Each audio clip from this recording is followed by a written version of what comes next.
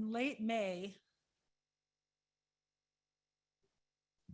right after the shooting in Uvalde, I went to see a school play where the child of some friends was performing. There was minimal security. As I sat and tried to focus on the play, I kept thinking about a shooter walking into our midst. I imagined, where would I hide? Where would I hide my daughter, my husband, the children in our midst? Where would I keep my friends safe? What would I do? And I kept trying to focus on the play. So these images that keep happening, these incidents that keep happening again and again, for most of us, they're mediated through a screen, but they're reaching deep. They're penetrating our hearts. I saw an article in the Washington Post this week that said all around the country on July 4th, people were terrified of fireworks, thinking they were gun violence, running to seek cover. You would think that as we are inundated by these images, we'd be inured. Did I say that right? Inured? Inured. But we're not, right? We're not. We're scared, right? It's not receding into the distance. It's becoming the regular rhythm of our lives. But then we realize it's even more far-reaching than the regularly occurring mass shooting. There are people in this country, in the most impoverished neighborhoods, that live with gun violence every day. The kind of gun violence that doesn't make the headlines, right? One person shot, 2 people shot, 3 people shot, not on the front page of the New York Times or the Washington Post. And it happens in neighborhoods where mostly brown and Black people live. I was reading this morning about a theory called social efficacy, or the lack thereof. In these forgotten and abandoned neighborhoods where there are no banks, there are no grocery stores, there is no protection, people need to protect themselves, and they end up using guns and turning on each other. It's a way, maybe not an effective way, to respond to abandonment.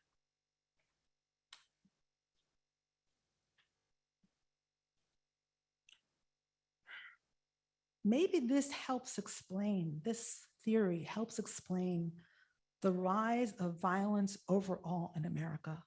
In the face of the pandemic, the seemingly never-ending pandemic, the unaddressed climate crisis, the breakdown of civil society and our political institutions, we feel a kind of collective abandonment.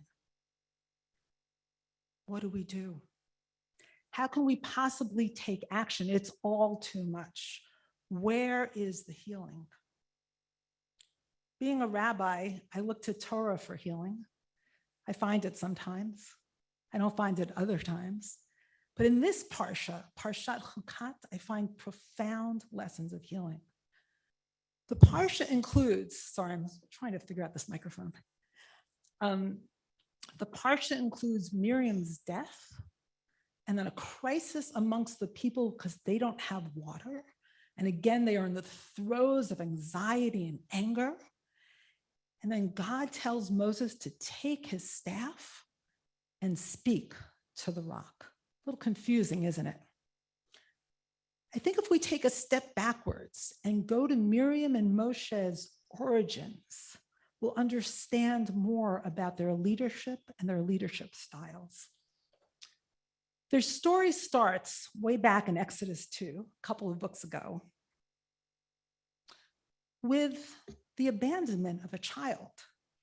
Yocheved, Moshe's mother, can no longer hide her infant son, 3 months old, from the murderous Pharaoh, the one who decreed that all Israelite babies would be thrown into the Nile. She takes her baby and puts him in an ark among the reeds by the Nile. Fatasem basuf al safat hayor. As usual, the Torah is a study in understatement. Nowhere is the reader told of Yochevet's grief and heartbreak at giving up her baby. Instead, the story goes right to Miriam, Moses' older sister. And what does she do? She stations herself at a distance. She stands and watches. V'tetatzav achoto merachok l'de'ah ma ye'aselo. Basically, she does nothing. Let's consider two words in that verse that I think are instructive. First, the word for Miriam standing, v'tetatzav. So as I said, Miriam does nothing. She watches and waits. She stands and watches over her abandoned and imperiled brother. The Hebrew verb for stand here is an interesting one. The root is yud sadi vav. It's used in another place in Torah, in Deuteronomy, in the Parsha called Nitzavim. It is used for an entire people, meaning to stand in readiness in relationship. Moshe addresses himself to his people in Nitzavim, saying, Atem Nitzavim hayom kolchem. You are standing here today, all of you, lifnei Adonai Elohechem, before God.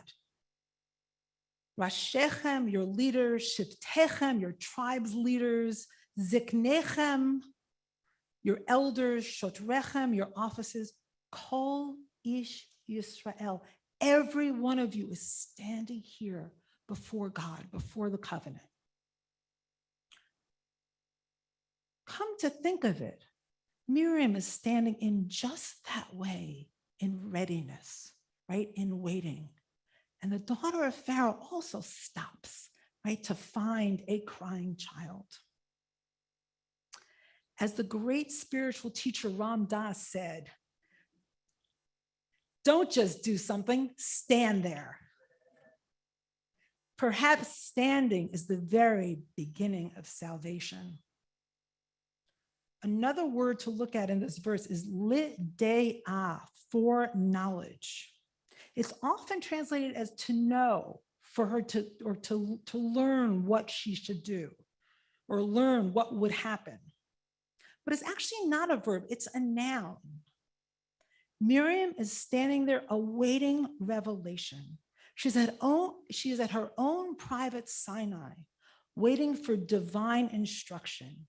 And revelation comes to Miriam in the form of the entrance of the daughter of Pharaoh, the daughter of her arch enemy, the Pharaoh, who wants to kill her brother, onto the scene. And the daughter of Pharaoh stops and has pity on Miriam's little brother. And when Miriam sees that, she walks in and she directly addresses this woman who represents power and privilege and says, shall I go and call a nursing woman from the Hebrews for you, that she may nurse the child for you? Solving a problem the daughter of Pharaoh didn't even know she had, which is how to keep this baby alive. And she goes further. Not only does she save the life of her brother, she reunites her brother with her mother. So who does Miriam go to call? She calls the mother of the child. And so Miriam reverses the abandonment of her baby brother with radical receptivity, courage, and care. As a result, her baby brother is suckled by his mother and adopted by the daughter of Pharaoh. Her baby brother will grow up to be the one who leads the Hebrews out of a state of abandonment and into one of freedom and divine care. And it all starts with stopping. So let's see how this plays out in our Parsha, in Parshat Chukat. So as I said, the Parsha includes the death of Miriam. Miriam dies and she is buried there. Vatamat sham Miriam, vatikaver sham. And there's no grieving. There's no attention paid to this death. This is the same leader, Miriam, who when she was sick, I think in Numbers 12, with sarat, with a skin affliction or maybe leprosy, the whole community waited till she was better for 7 days. And now they're not sitting Shiva for her. What's going on? Well, as soon as Miriam dies, there's a water crisis. And the rabbis tell us because it was in the merit of Miriam that the people, the Israelites, had water all these years. For 40 years in the wilderness, they had water because of Miriam's well. So Miriam died and the water stopped flowing.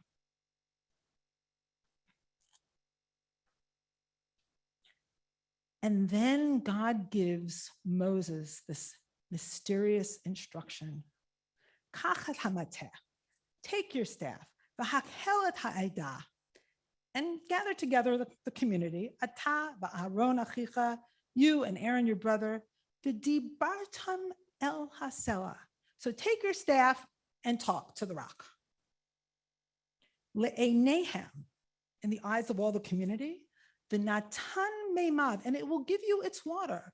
V'hotzeta lahem mayim min hasela, and you will take from the rock water, the hishkita et ha'edah, and you will water or give the community to drink, the et be'iram, and all their animals. In the past, when God tells Moses to take his staff, there is some action that follows. Take your staff, throw it on the ground, it'll become a snake. Take your staff and hover it over the Nile River, and it will turn to blood. Take your staff over the Reed Sea, and it will split.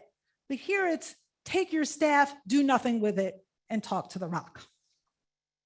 One could understand that Moshe is confused. And to make matters worse, in Exodus 17,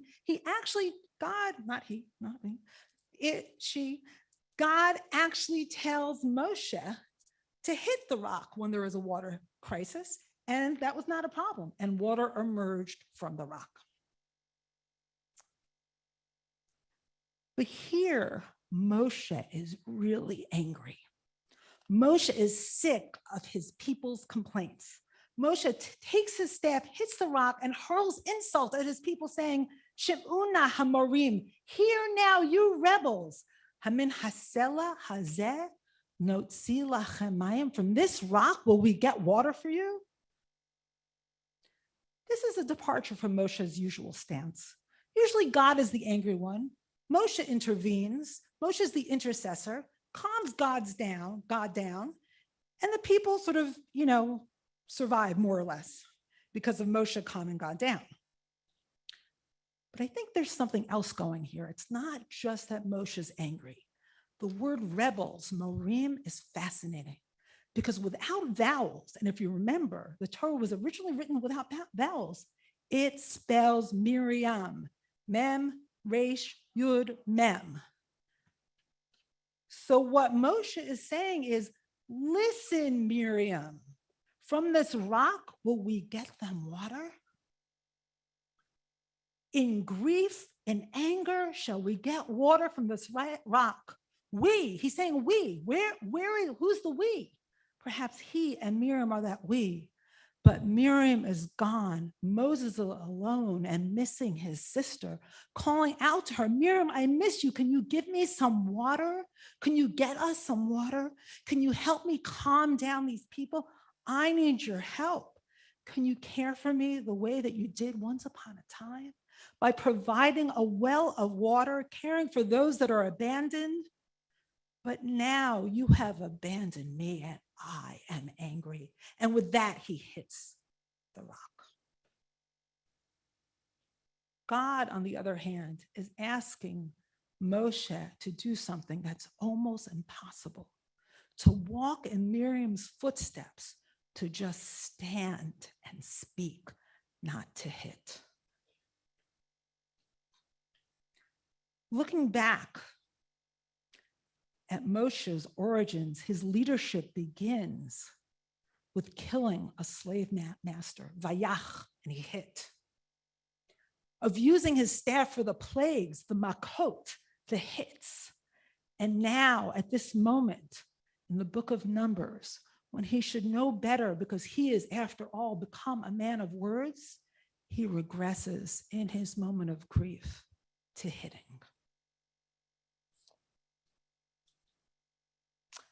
God is saying, speak to the rock with strategy and an intent to save. Speak, don't hit. And I would say that this is our takeaway. Just stand there. Stand there in readiness and await for revelation. Wait for the exact moment, insight, and then move into action, not by violence, but with strategy, with saving language. Face your enemy with the efficacy of Miriam. So let's learn how to stand. And remember Miriam, remember her, the courage it takes to save one abandoned child, to set in motion the liberation of those who are powerless, those most devalued, with devotion for the sake of the transformation of all of us. So let us stand, let us counter the violence of the makot, of guns, of plagues, with Miriam's lesson, with Miriam's faith. Let us stand together to counter abandonment. V'atem nitzavim kulchem hayom, and you who stand here today, all of you, you are alive. We are alive, very much alive. We are standing.